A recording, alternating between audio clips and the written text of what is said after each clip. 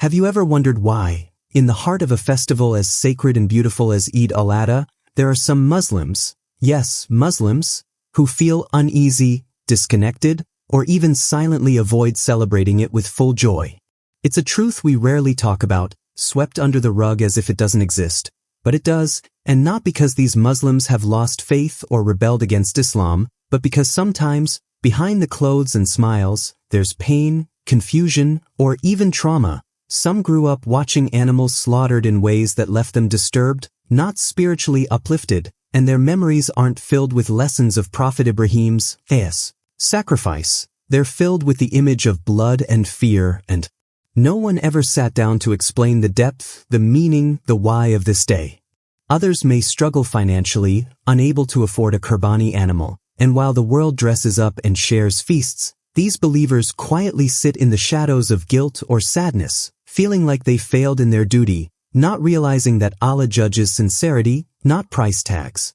Some live in societies where they are surrounded by hostility, and the pressure of being visibly Muslim on a day associated with animal sacrifice can feel like walking through fire, their faith caught between public misunderstanding and personal anxiety.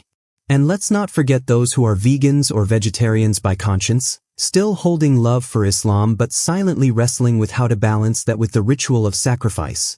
They don't reject the Sunnah, they just wish they could understand how to fit into this moment without feeling alienated. The Prophet Muhammad never forced a single act on anyone without wisdom, gentleness, and mercy, and he said in Sahih Muslim, "Verily, Allah has prescribed excellence in everything, so when you slaughter, do it with ihsan," meaning that every act in Islam, even qurbani, must be wrapped in beauty, care, and purpose, never cruelty or carelessness.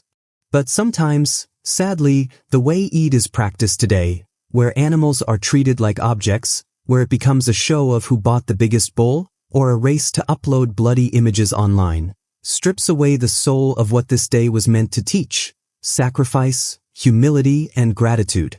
That's what some Muslims don't like. Not the Eid itself, not the legacy of Ibrahim, not the obedience to Allah, but the way it has been turned into a cultural event, a performance, an Instagram moment instead of a deeply spiritual journey.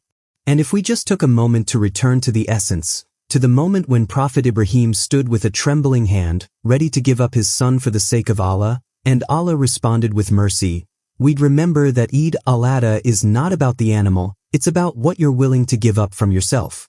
It's about sacrificing your ego, your pride, your attachments, for the sake of a greater good.